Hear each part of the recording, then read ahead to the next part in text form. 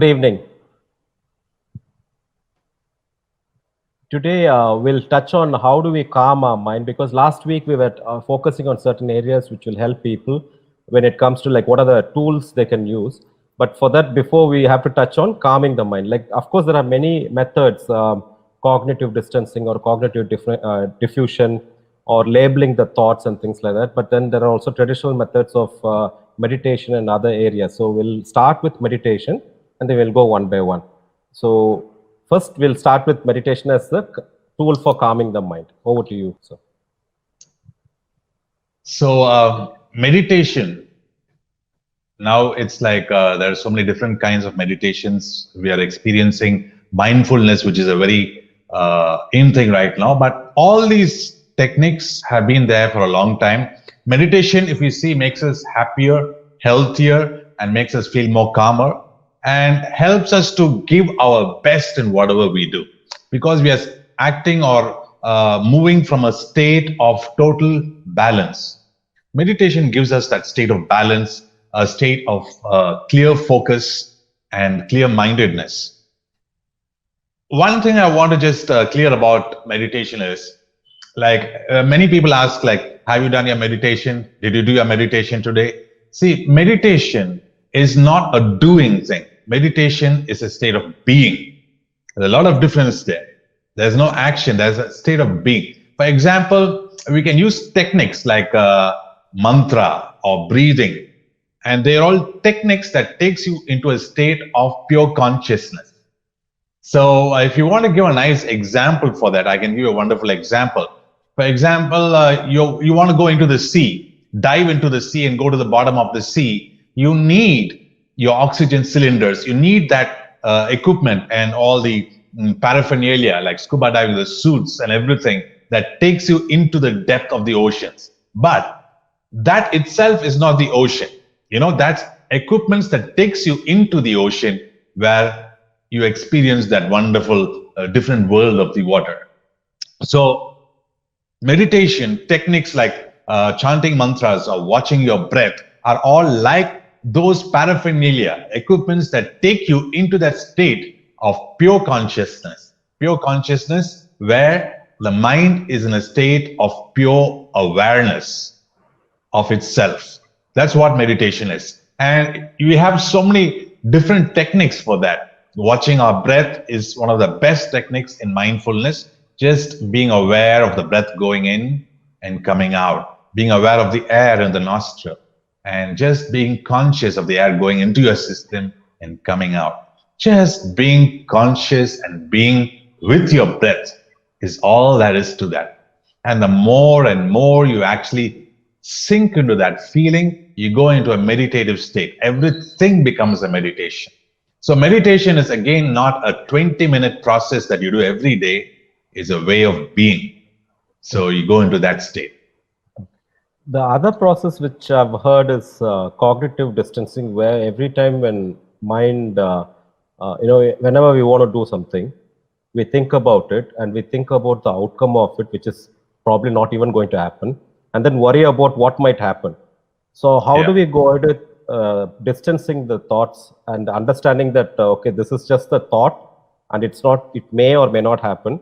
And based on that, what result I'm imagining and worrying, how do I distance that? See, the first most important step in meditation itself is you must understand the difference between thinking and having thoughts. They're totally different things, two different aspects. Thinking is actively engaging in the process of analyzing something or processing a particular idea inside, whether this is good, bad, weighing the pros and cons of things. Actively engaging our thinking process is what active thinking is. But having thoughts is not engaging in the thinking process. That means a thought just comes and passes by. You just witness the thought like a passing cloud. So you're not following the thought, you're not chasing the thought, you're not getting attached to the thought, you're not allowing thoughts to trigger more thoughts and memories from that. You're just watching it as it passes in and passes out of your mind. That's it, just witnessing. The moment we start witnessing our thought as we are separate from that and not engage in it actively, that is the first step of staying or stepping back and watching it. And once you can watch it, you can start controlling it, and slowly the thought process itself dissipates, and you start having the pure consciousness state of pure awareness, which is what meditation is. And the next one which I want to ask you is disassociated stage, where the example in one of the conferences where they gave was, imagine the disassociated stage. To explain that, what they gave as example was, if I have to imagine myself sitting and watching the beach, as a third person seeing it happen. So even during the situations which is not very pleasant, or which something not I expected, disassociate myself and see as a third person what are the changes that happens, be it from the frequency of breath or the shallowness or deep breaths, and the changes that happens, whether I'm perspiring, what kind of body state I'm in, like, what is the what kind of position I'm standing, whether I'm slouching or whether I'm not able to sit, or whether I'm standing erect. And then also what kind of words which come, and when it comes, whether it's loud or whether there is a shrillness, these kind of things which they said. It was really easy to listen to, and it was very nice. But then when it comes to practically applying it, are there any methods or any techniques that has to be adapted? Because it's easy to stay, because this was also taught to me or to people like me who are in disaster management. When we go to meet people after the disaster, and when they start explaining about what really happened to them, or there would be situations they would have seen their loved ones being washed away by the flood. This happened especially in Tirunelveli, where a driver saw his cleaner, once the water level kept increasing, from lorry, the driver was able to climb to a nearby tree. The cleaner was trying to come out, but his leg got caught, and in front of this driver's eyes, 23-year-old guy who was working with him for almost 8-9 years, from the 23-year-old person who got washed away, almost 8-9 months, this guy was working with this driver. And that impacted him. Even after this guy is safe, he was taken to the evacuation center. He was given all the required medication and all those things. But because of continuously, repeatedly seeing that scene in his head, probably he was not able to come out. Almost after a year or so, he passed away. And this guy was only in his 40s. Okay. So how do we do this disassociated stage of being? See, what you just mentioned now, Hari, is basically it's a NLP methodology, neuro-linguistic programming, and a lot of research has been done in this. That is, they have taken a lot of patients who have been highly depressed and done these techniques to them, and fantastic results were achieved. Now, let me give you an example. We have all gone to different theme parks, or like MGM, Disney World, and stuff like that, or internationally, any Disneyland. So any place you go to, people have gone onto a roller coaster, right? So just imagine you're sitting in a roller coaster, you're holding on to that safety bar, and the roller coaster goes up and then just takes you in for that beautiful ride up and down, and you turn upside down and everybody's shouting. Imagine you're actually holding there, sitting there, and seeing through those eyes and hearing through those ears. What happens is the intensity of the feeling is absolutely very strong. Just when you think about it right now, as if you're sitting in that, not seeing yourself, but sitting there and experiencing that feeling, is very powerful. But if you were to stand near the ticket counter and watch yourself sitting in that roller coaster, and you're seeing yourself like you're seeing yourself on the screen, and the roller coaster goes up and down, you're not so emotionally caught up with that experience, because you're kind of detached from that and seeing yourself on the screen. Now, if you change that into a black and white picture, it becomes even more lesser impactful. Make that little more grainy so the picture is not clear. Now it becomes even more lesser. So you can make that into a still frame and put a big frame around it, and it absolutely loses its basic impact of that thrill, that oomph feeling that you have when you go into that roller coaster. So the same thing, once you detach yourself and see yourself on the screen and then turn it into black and white, freeze that frame, make it into black and white, all the feelings slowly drain out. This is what basically disassociate it is. You can disassociate from all five senses also. So when this happens, the intensity level comes down. And this helps in the process of meditation, because when people are having too many thoughts which are packed with a lot of emotions, then they can slowly detach themselves and see themselves as a third person. And that perspective helps them to let go of a thought. Maybe think about that anxiety as if you're holding a gas balloon that is black in color, and you're holding onto the thread of the gas balloon filled with helium gas, and you just let go and the balloon just floats away from you, and you watch it and it just goes far, far away and then disappears completely. So as that just disappears, the feeling inside, the anxiety also slowly drains out. And that's another way of metaphorically, taking the feeling out of that thought. Once that thought loses the feeling content in it, instantly the thought can vanish without much of any effort at all. The more you try to push that thought away, you have what is called as the law of reverse effect. Now, if suppose I were to tell you, don't think of a pink elephant, what will you think of right now? Now, especially don't think of that green mouse running around that pink elephant. No, don't think of the green mouse. Now you're thinking, I can only see pink and green on your face like aura. So instead of saying, don't think of this, we don't push a thought away. The more you push a thought away, the more force we give to the thought. So just witness it like a cloud passing by, and there comes the power. And release NLP techniques. Just release it. Imagine it's a gas balloon flying away from you, and it's just becoming a smaller. It becomes a small dot and then vanishes completely. And that's where you go into a state where you can slip into a beautiful state of pure awareness, which is ecstasy. So that's a wonderful way where you recharge yourself and come back feeling much better. Thinking becomes clear, all the clouds disappear, and your emotions are more balanced, and life becomes much better. How about labeling things? Because that's another technique which is also practiced by some, where say when instead of actually jumping into the actual state where whatever feeling I'm experiencing, rather than saying, okay, now this state is judging, good or bad, then worrying, or I'm now in really happy, based on different emotions which you undergo. Does this labeling really definitely work? Because that puts you in the driver's seat. You begin to control the situation because you're labeling it, and that gives you power. The moment you label it, you have power. And not only that, the next stage of labeling is you can choose the emotion that you want to experience and actually create pictures and images that makes you feel good. So suppose you want joy, ecstasy, you can have stock images and feelings in your memory bank and think about those things and run that as movies and label that as ecstasy, fun, outstandingness, excellence, and have those pictures running. In the moment this comes in, make it bigger and let it just crash through into you and make that feeling more stronger.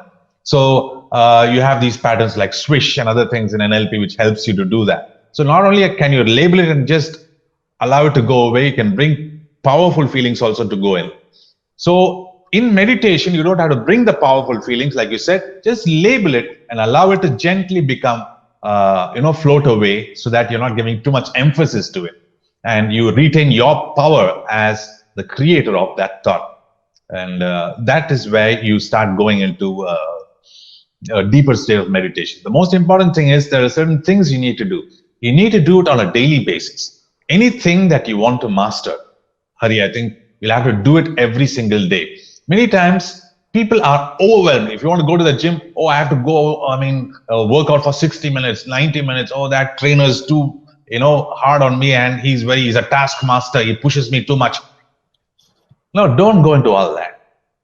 Make it easy. Make it simple. Make it small, bite-sized baby steps that you can take. You don't even have to do 20 minutes of meditation. Just do 1 minute of meditation a day. 1 minute is enough as you're driving or as you're sitting and waiting for something. Close your eyes. 1 minute. Watch your breath. That's enough. And as you get the feel of it slowly, every single day, you start building an affinity towards it. And the moment you close your eyes and create a mudra, this becomes an anchor. Every time you close your eyes, take a deep breath and watch his breath. In about 1 minute's time, you will automatically go into a deeper state and you'll start meditating for 2 minutes and 3 minutes and 5 minutes, and you end up like 15-20 minutes per day, which is just ideal.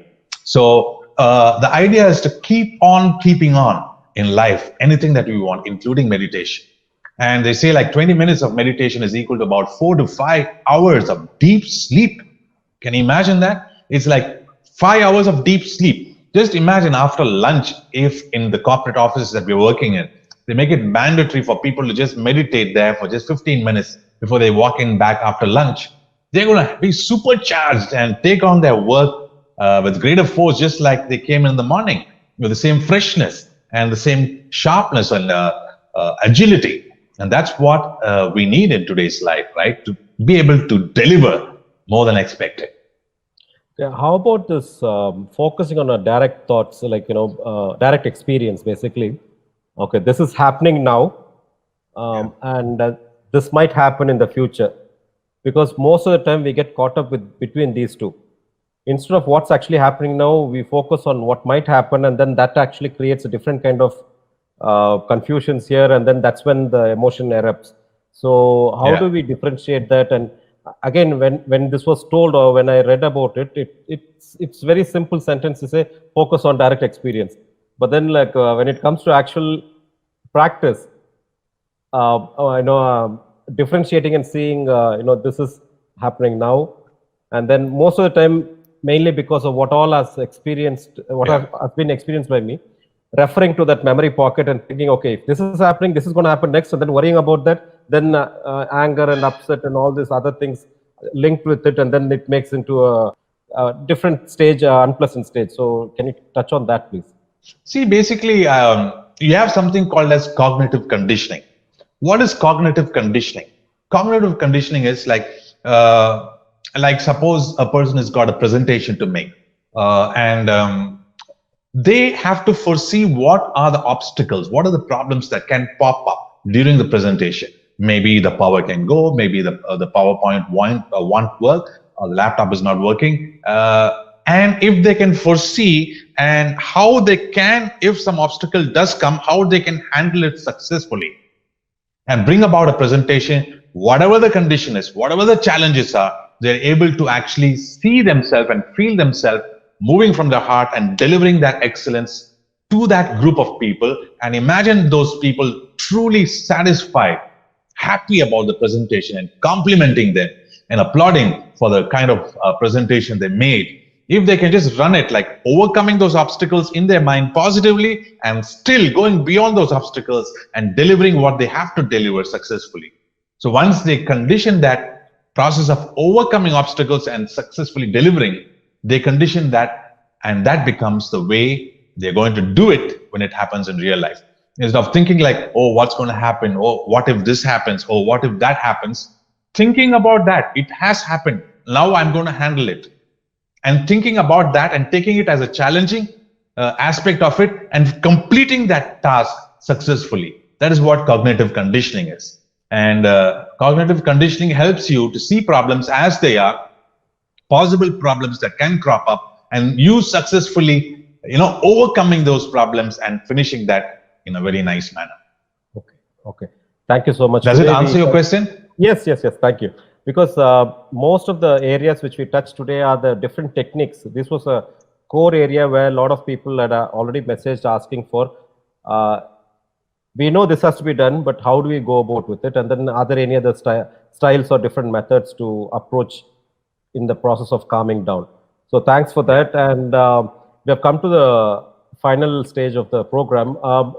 Mostly when it comes to children, we'll focus on that because a lot of questions have come on how do we help children in this kind of crisis, help them vent out their emotions. So we'll touch on that next week. Thank you so much. Yeah, thank you. That was Mr. Vadivel Pillai, transformational trainer from Chennai. We touched on different techniques to calm mind. And next week, as you all have asked, we will be focusing on kids, especially helping them to vent out their emotions. Thank you.